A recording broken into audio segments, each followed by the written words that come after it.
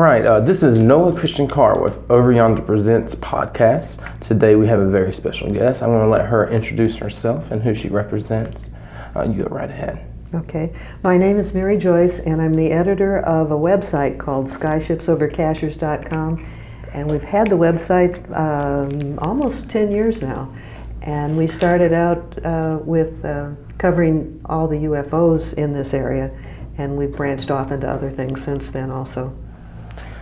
This is what I'm really excited about. Like I told her, a lot of people who have scheduled the interview about this particular chapter of it and stuff, about telling what they believe in the area, trying to get everyone's local beliefs to come in, have backed out.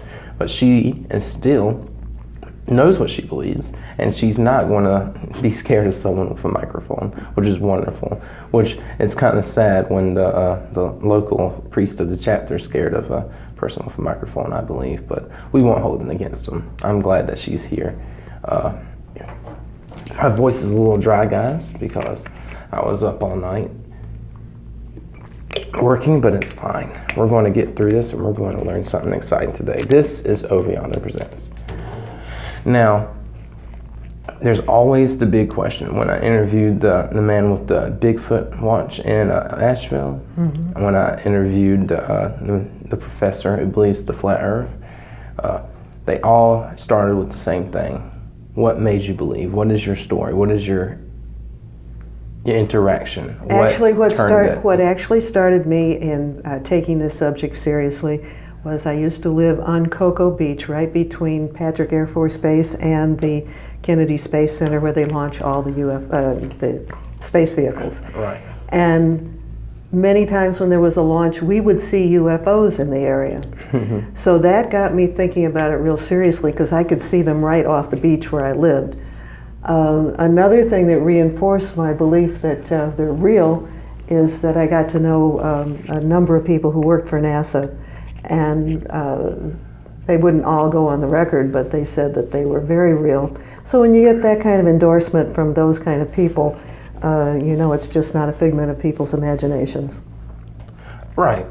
But when it comes to people from either different universes or beings from different existences and stuff, it makes sense because space is just so vast. It's not like the Bigfoot argument, where there's a primate walking around in the California woods, because that woods is getting smaller and smaller every day because we explore it. There's no way in the next 1,000 years we'll be able to explore all of space. So there's always that if we don't know what's out there, it could exist in it. I will tell you this, that we originally started the website, like I mentioned, covering UFOs, but we branched off into other what I call cutting edge subjects. One of those is Bigfoot. We have an actual section devoted to Bigfoot in this area. And so there's quite a few stories about that. Now, what's the name of the website? It's called skyshipsovercachers.com. And it's because the first posting that we ever did was from Cachers, and Cachers continues to be a very active site for UFOs. Now, your story, your experience on Cocoa Beach, what did you just see something in the sky? What's the story behind that? The advantage in Florida is that it's flat, and sometimes that makes it easier to see things. And if you look out over the ocean, there's nothing else out there that can explain what you see. They did seem to take an interest in the launches, because that's oftentimes when you would see them showing up. So that's how it started. But I had talked to hundreds of people in this area now who've seen UFOs, all different kinds. You see some that are the typical saucer shape. You see some that have multi-stories. They come in different colors. We've gotten photos of some that look like asteroids. Really? Yeah, and we until yesterday. I hadn't heard of anybody else seeing something like that. And then I was looking at YouTube, and just recently they captured one on a videotape. So between the photos that we have, which people can find in the 2015 archives of Skyship photos, this is the first reinforcement of that from another source. That's amazing. Now, do you have, not including YouTube videos, because it's hard to trust what gets posted on that site. That's true. Do you and have, most of the things that we post, we either make it very clear if something's coming from YouTube, but we get a lot of first-hand people, and almost whenever possible, we try to meet the people that we quote or have on the website. Right. So you can learn a lot just by interacting with people, and they're real people, and you can sometimes see the things straight from their cell phone camera. Right. Nobody could have doctored it, so that makes a big difference. So what's the most compelling evidence ever brought to you? I think it's the impact of it all piling up. Right. It's not just like one thing convinces you. The very first time that we posted something, in fact, the reason we started the website was because of an 8-year-old. Really? And one night her mother went down the stairs to the kitchen to get a late night snack, and she noticed that the backyard was all lit up. Mm-hmm. And she thought, well, that can't be the full moon, that's just too bright. And she went out there, and there was a UFO hovering low over their backyard. Really? And the next morning, she was talking about what she'd seen, and her 8-year-old daughter is hearing the conversation with the adults. And so when they went to town to go grocery shopping at Ingles in Cashews, the 8-year-old was just snapping pictures of the sky. When they got home, they noticed that she had snapped one directly at the sun. You could not see anything with your bare eyes, but there was a saucer-shaped UFO right smack in the middle of the sun. So that's the one that made us decide we should start doing something with this. That sounds like a plot of a horror movie almost. Oh, there's no horror about it. It's just a plot for a good movie. Oh, that is true. I'd be a little terrified if my child showed me a picture of a UFO in our backyard or in the skyline of our backyard. What was interesting is it was 3 generations. It was the mother, the grandmother, and the 8-year-old in the same house. None of them had ever seen a UFO, and starting from that night, over 10 years, they have periodically gotten pictures of UFOs flying over Cashews. Now, this is not too off subject, but stand-up comedian and UFO believer Bobcat Goldthwait made a movie about he believes that aliens will pick a family or a bloodline, if you will, and they'll follow the family for a long time. There's great indications of that. There's great indications that might very well be true. But it's hard to take a celebrity who is known to be outrageous seriously with that kind of evidence. But I have heard that kind of stuff before. From better sources, right? Yeah, right. Or sources where people wouldn't laugh and say, uh-huh, right. And I have to tell you just a tiny bit about my background. Yes, please. I've worked for major corporations. I've also worked for major metropolitan newspapers. You can't drop names. I'm not going to. Okay. I'm not going to. And so I've worked as an editor at 2 major papers. So I know what it's like to try to find real evidence to confirm things. So I take the same approach with this website that I did in editing a newspaper. Wonderful, yeah. So I have to, I'm a skeptic underneath it all. I'm not going to believe anything that somebody shows me. I try to find, reasons to think it might very well be credible. I think it's, you should be skeptic about everything, even everyday life, but you shouldn't blindly not believe something or blindly 100% believe Right. You're not open-minded if you don't consider all possibilities. Of course. You get all these sightings and stuff, and yet the open-mindedness, like we just talked about, is not common in American society. I think it's less than 30% believe that UFOs are real in America. I don't know the latest statistics. I think you got to remember where we're living. Right. We're living in the Bible Belt. Right. And so there's going to be much more resistance to many of these things, and many of the people who come from very, very conservative backgrounds are quick to label everything the devil. Of course. All right? But this is not true. I've traveled a lot in the country, and this is not the way it is everywhere in the United States. The attitude toward UFOs. At the same time, I do not think all UFOs are good, and I do not think they're all bad. It's just like human beings. We have good and bad, and I think that's true in the other realms also.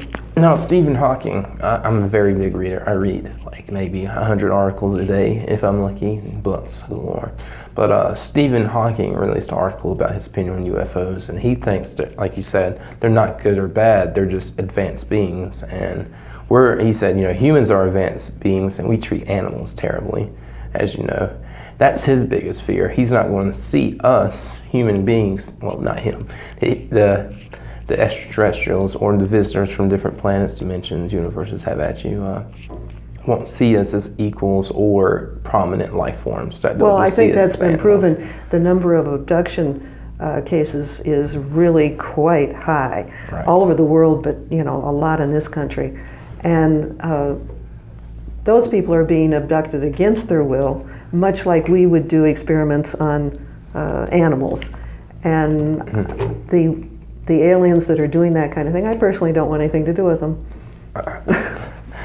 Wow. Anybody who does things to people against their will, especially if it's traumatizing, I think is pure wrong. Well, that goes back to the animal argument, right? We do makeup experiment on rabbits, and we do flu shot test on chimpanzees and stuff, and according to standards, it doesn't bother them that bad. Mm-hmm. And maybe humans are more emotional beings than animals and stuff, and we can't handle some stuff, but maybe they just don't know better, They don't, like I said, they don't see us on that level of existence yet. Well, there's also a very twisted part to this. Some of the people who've been abducted have seen people in military gear with the gray aliens when things are going on. You see, that's the next thing I want to come to. And there is a great deal of information and evidence that some aspect of our government, some aspect of our military is working in cahoots with some aspect of the aliens. Now, that's the next part we need to, I guess, cover. I'm not a big conspiracy theorist, but like I said, I am a skeptic. I'm not big into some of the crazier theories, but with all these sightings, all these people are yelling duck, and there must be a duck in the pond, know. Why do you think it's a secret? Why don't we need to know? I think there's multiple things. One, I think our government has, I know the government has constructed things that look like UFOs, and they will actually use them for spy vehicles over other countries, even our country. And so they can be observing, doing all sorts of things, and they won't be identified as being part of the U.S. military. So that's one reason. Another reason is, for so long they have denied it, thinking in the beginning that it would frighten people too much. Right. So they have so blatantly denied it that it's kind of hard to fess up now. So that'd be another reason.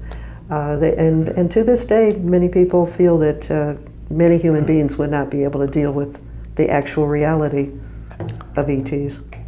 Well, that's the biggest thing online, especially with theorists and engineers on a high caliber, like Elon Musk.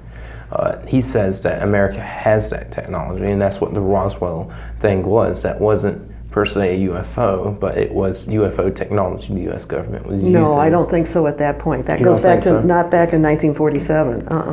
I think that's the first time we started to get remnants of alien technology, and we began to back engineer it to create our own UFOs. Yeah. I don't think that happened rapidly, and the original UFOs from that time period were not man-made, in my opinion.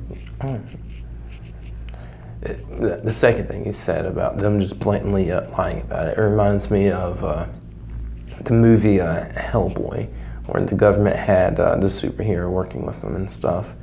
He's the son of Satan in the movie, and they're like, "Oh, the devil's not real. Don't be ridiculous." And he fell. The superhero fell into the middle of the paparazzi as the FBI agent was given the interview, saying, "No, he's not real." And he's blatantly standing there. He looks at it and goes, "That's not him."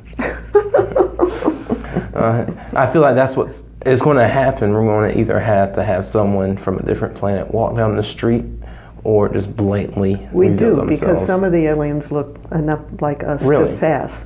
And there's a, let's see if I remember his first name. His last name is, it's Charles Hall.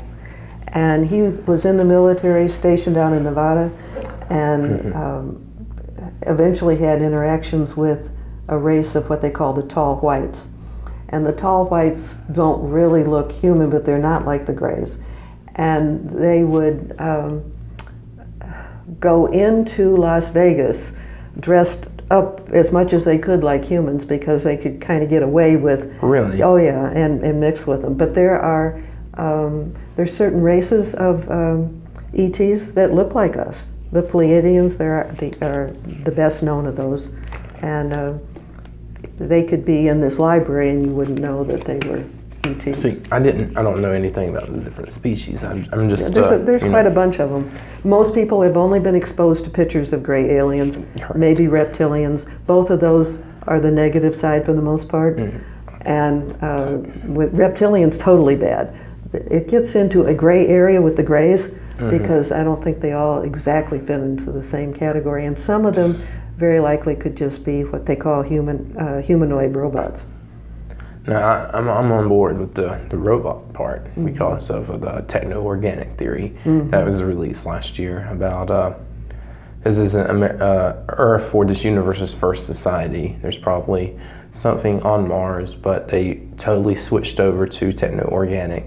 So all that's left is maybe robotic remnants in space floating around or something, but it's out there. But to me, that's more, I believe that more actually than the reptilian theory, but I hear people talk about the reptilians, but that one might be a little, I guess because there's so many different versions of it, I guess. There's, I wish that I had my computer in front of me. There's, let's see if I can remember his name.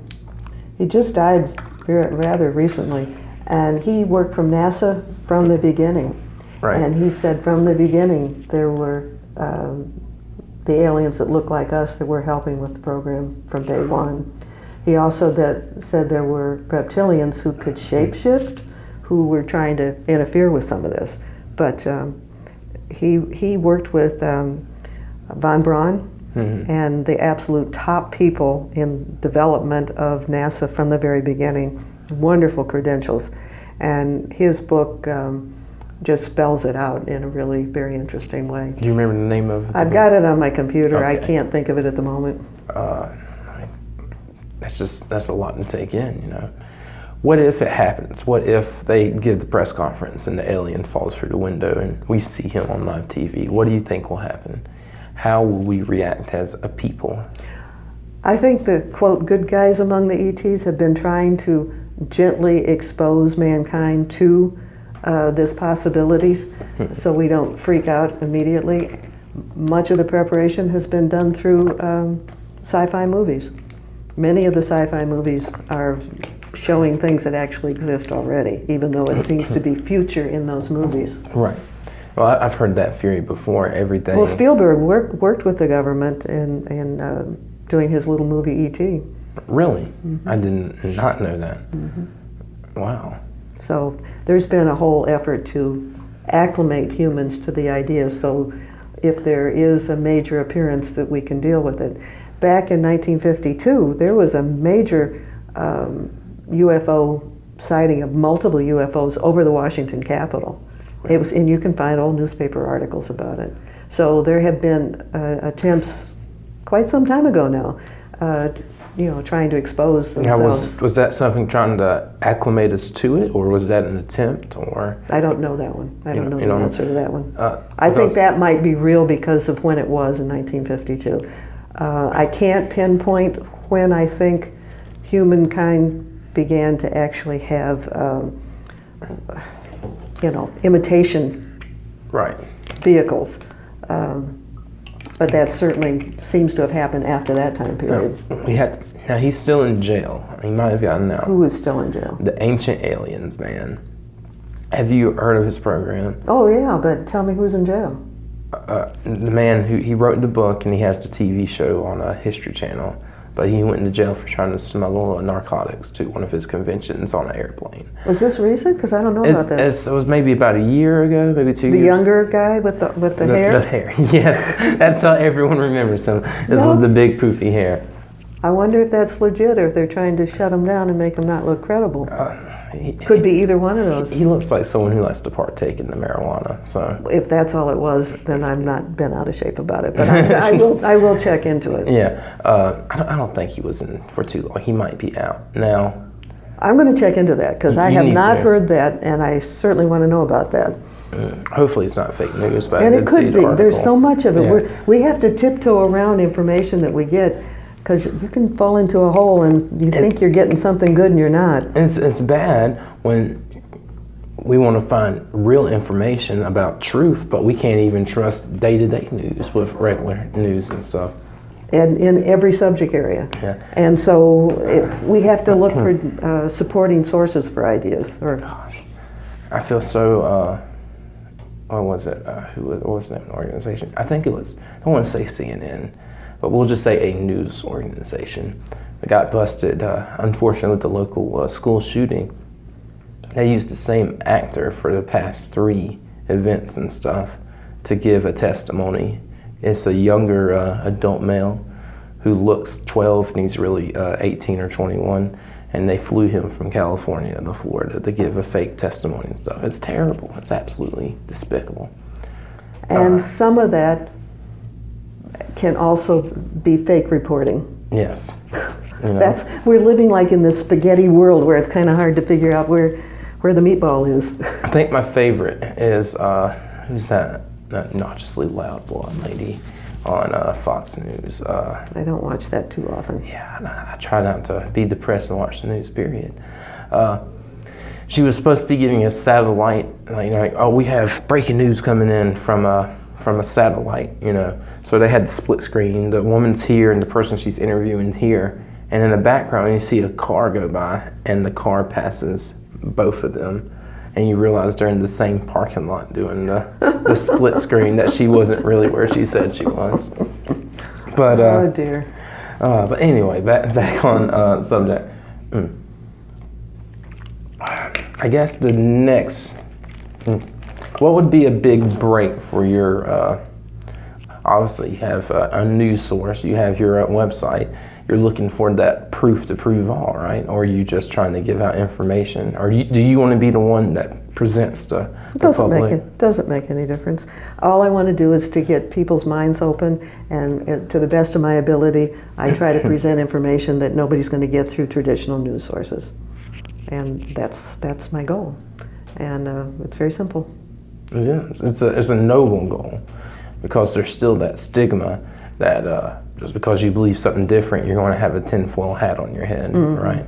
And the reason that I've been on a lot of radio shows, including things like Coast to Coast, and I've been on radio shows in other countries because of the convenience of Skype. Right. I wouldn't be invited to be on these shows if that website wasn't doing its best to be credible. Right. They're just not going to invite you on. It's hard to walk around with a laptop full of videos and newspaper clippings. They don't want that. They prefer just to have the website. I was actually getting somewhere with the ancient aliens, a comment. Just remembered, I got way off track. Do you believe, he says a lot of things. I know some of it's for his TV show, but do you believe some of the stuff he's saying, that we've had interactions all the way back since the beginning and stuff? I think that other beings have been very much involved in the evolution of humankind. So you believe? And there are old cave drawings that go back, thousands and thousands of years, showing things that clearly look like UFOs, aliens with the big eyes. These kind of things are found around the world. So yeah, it goes way back before our technology, way before any of this could have been created by humankind. So you're on board with the theory that humankind is kind of either they interfered with our evolution to help us get where we are, or they are the main cause of it? I think people need to realize that the human soul is like the driver in a car, and I am one of those who clearly believes in reincarnation. And so you can simply step out of a car and get into another car. And I think the soul is the spiritual aspect of us, and that the physical body could very well be manipulated by ETs. Now that brings us to the next question. Now on belief, if we get too touchy, just let me know. There's a community in Georgia that believes that they're also Christian, but they're UFO believers because they said the Bible said he didn't do it, and he could have made aliens before or after us. That's Jehovah Jireh, of course. There's also communities who believe in the interdimensional theory, that this is just one plane of existence, and the UFOs are either us in another plane of existence or us in the future coming back to the past. There's so many theories because there's just so many options, right? So what, can you nail it close to me? What do you believe that we are, or what their relationship to us are, I guess? They are to us, I guess. See, when you ask questions, it's like you really want to have a clear, defined answer. I don't think the world works that way very well. Right. I think ETs have been a part of our evolution. But I also believe that there is a creator that goes way beyond any of us. I think it's very foolish of people who think that the earth and mankind is the only thing and everything else out there is evil. That's ridiculous. If God's the creator, then why would he create everything else out there evil, and we're the only good guys, and we're pretty flawed as a race of people. So I think he's capable, I'm saying he there, I think the creator is capable of so much more. And I do believe that there's other life forms, and they might not match in any way the way we look, but there's life throughout this universe. Right.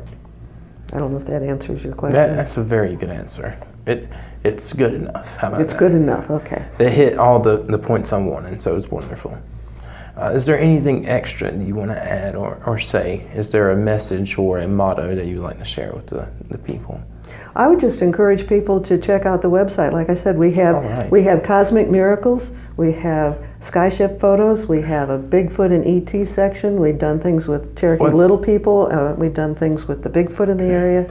Cherokee Little People. Yeah, and that's I had never heard of Cherokee Little People until I came to North Carolina, and didn't think much about it. And one day at the place I was working, a very well-respected elderly man who I became friends with, he said, no, they were real. And this man was a pastor for 40 years.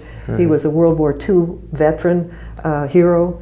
And he said when he was working after World War II in helping construction in the early days of Western Carolina University, they found all these little tunnels. They were square cut, maybe roughly 2 by 3.5 feet, square cut like this, but rounded on the top, arched on the top, which would make the tunnel more secure.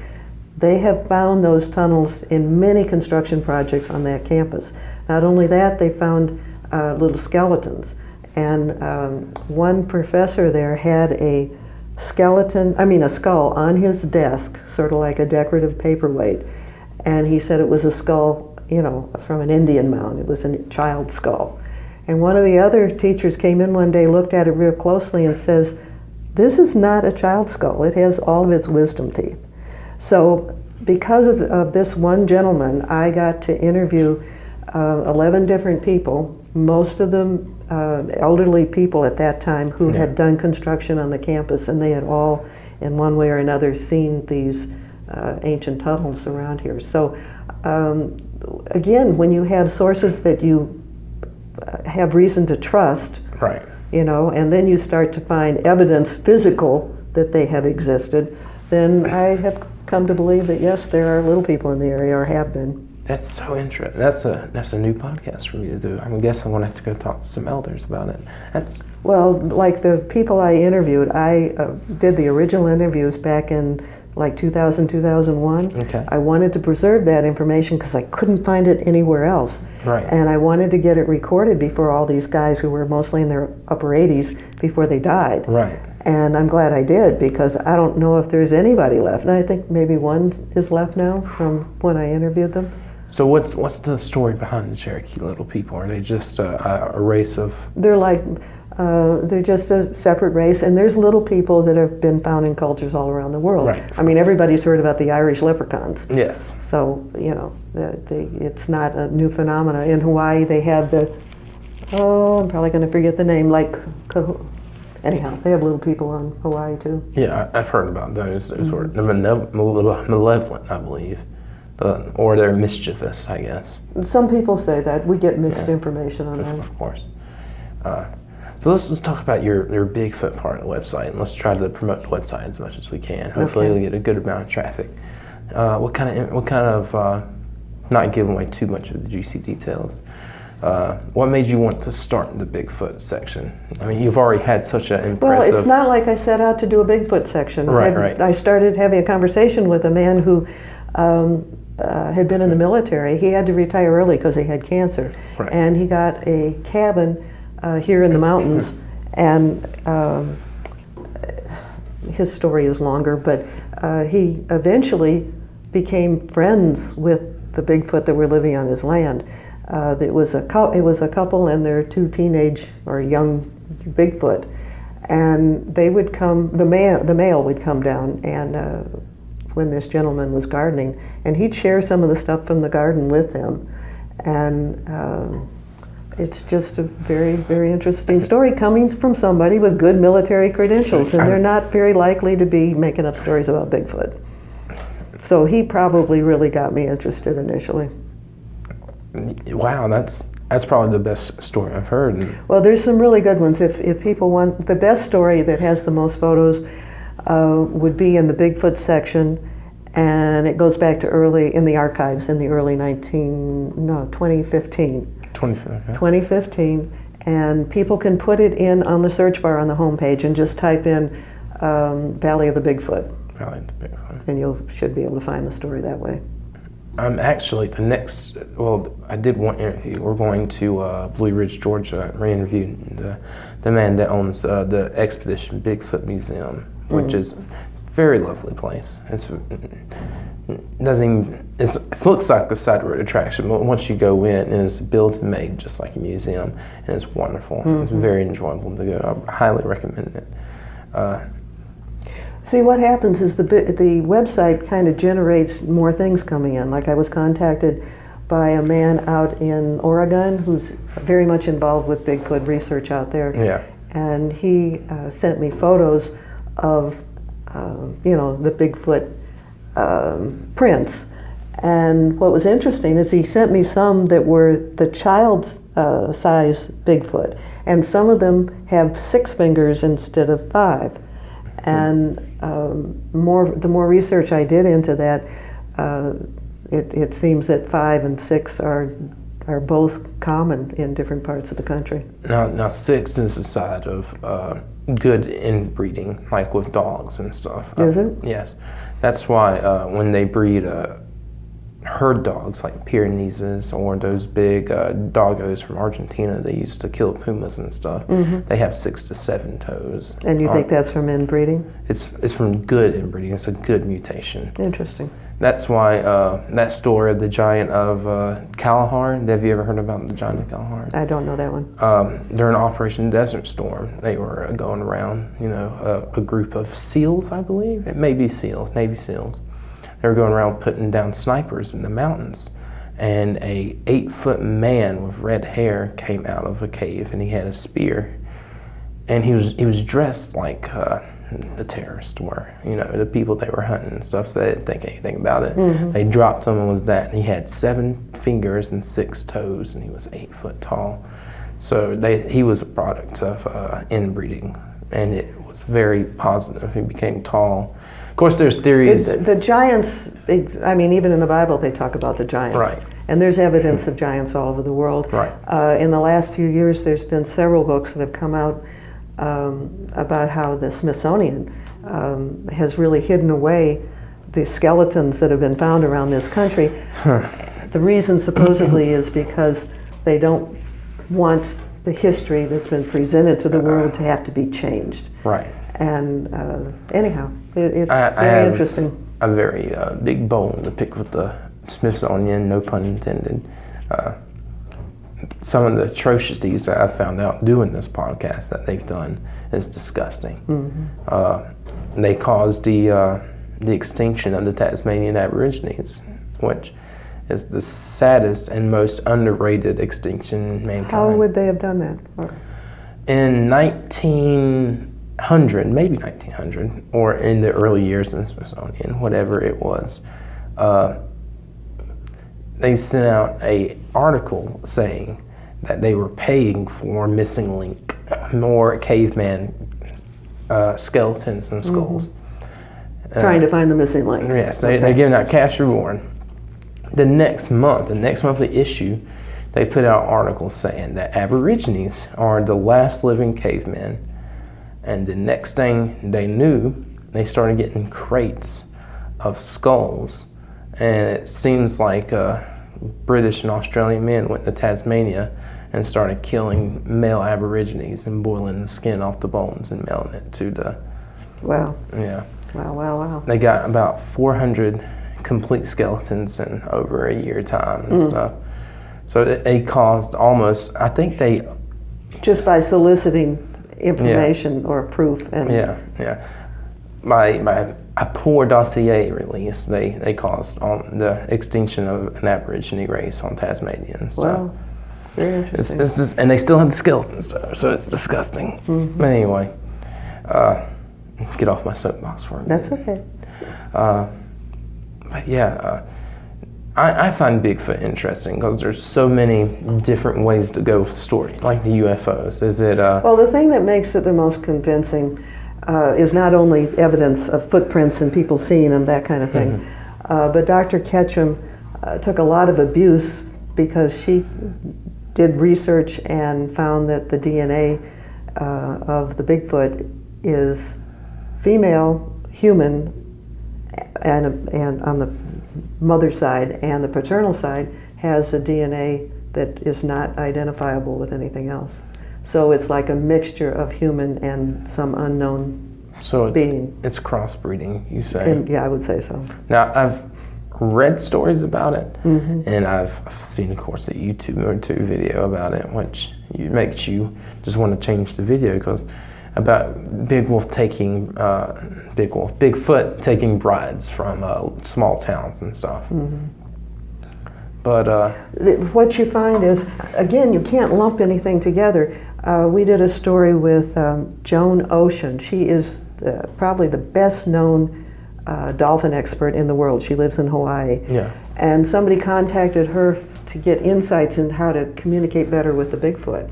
And she ended up coming from Hawaii to the mountains in this country. And she interacted with a very highly developed, mentally, group of Bigfoot. They could write. They also could write or print. They also did some symbols that go back to the old Nordic writing, just things you wouldn't expect. So we have that, and at the other extreme are probably the what they call swamp apes in Florida. They're a smaller breed for the most part of Bigfoot. They don't seem to have the intellectual development of these other group. So, you know, they're not, nothing's always easily defined. It's just not. Now, there's so much evidence, like the UFOs and aliens, there's so much evidence, yet there isn't so much evidence. It's that weird, all the pictures are always out of focus. What we did was we, in one article at some time, we showed pictures of UFOs before Photoshop was developed. So that is another way of giving you a better indication that it's real. Right. Because now everything comes under scrutiny because people love fooling other people and playing with their Photoshop, which is very regrettable. The story at, what's it called? The Fairies of Dunshire. Are you familiar with that story? No. The author of Sherlock Holmes received a photo from a fan, and it was a little girl playing with fairies. Doyle, that was his name, Sir Henry Doyle. Okay. That's Yeah, right. okay. That was bottom me, I had to remember it. And it was a little girl playing with fairies in the garden. And he dedicated a decade of his life to that photo and researching that fairies are real. And I don't know where the photo came from, but then again, we look at it now and we go, it's not a very good photo. You can barely tell there's anything in it. But it's just strange how even today we want to foil and tamper with photos now that is coming forward that photo may have been tampered with, just a trick. Sir Henry Doyle, since he thought he was so smart. So Sir Henry Doyle, you know. But it's just so hard because I believe more in the UFO part than I do in the Bigfoot part. I believe in giant Capithecus that lived maybe 6,000 years ago that roamed around with the short-faced bear here when everything was a little bit bigger on this continent. But I just have a hard time believing that a community, I'm not totally striking it out either because there's obvious evidence and stuff. Yeah, spend some time on the Bigfoot section of our... I think I'm going to. And just, go into the archives. And we have photos with almost everything we put on that website. So scroll through and just look for the photos that catch your eye, I'm definitely going to do that probably today. I'm actually, I'm working on part of the next podcast series about jobs and stuff. We're going to Gatlinburg this weekend to talk to someone who works at that parrot farm up there. She raises all the exotic birds and such. But let's go ahead and we're going to slowly start closing it up. Okay, go right ahead. Is there final thoughts, final words about anything? There's never final thoughts about anything. That's true. It never ends. It never stops. I just want to say thank you for doing this. Well, I enjoyed talking to you. I admire anybody who has a curiosity and gets out and tries to to learn things. Without a curiosity, human beings are very boring. It's so true. So true. And I encourage everybody not just to accept what other people tell them, get out there and start doing your own snooping around. So. All right. Well, thank you for being on the podcast. Okay. This is Noah Christian Carr reporting for Over Yonder Presents. Please stay tuned and please check out SkyshipsOverCashers.com. Skyships Over Cashers. I'm actually about to do it later today once I get home. I'm very interested in a lot of the photos and stuff. It sounds very appealing. Just something stimulating. It's always good. Stay curious, stay adventurous, and we'll see you over yonder.